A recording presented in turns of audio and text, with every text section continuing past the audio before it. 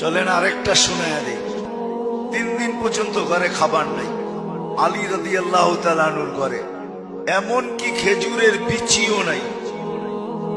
ওই যুগে খেজুরের বিচিও খিদার কাজে লাগতো। বিচিও নাই, শুধু পানি আছে ঘরে। 3 দিন চলতেছে, 3 দিন।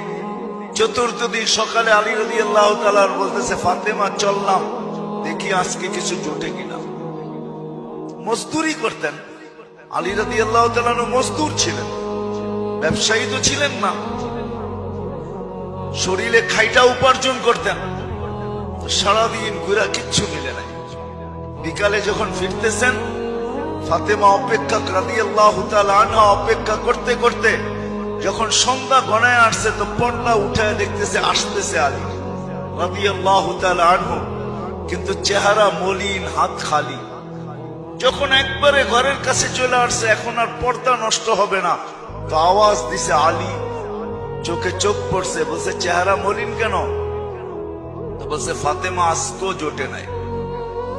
তো হাসতেছে আর বলতেছে, আলী ওয়াজাদনা শাকারনা লাম নাজি সাবারনা।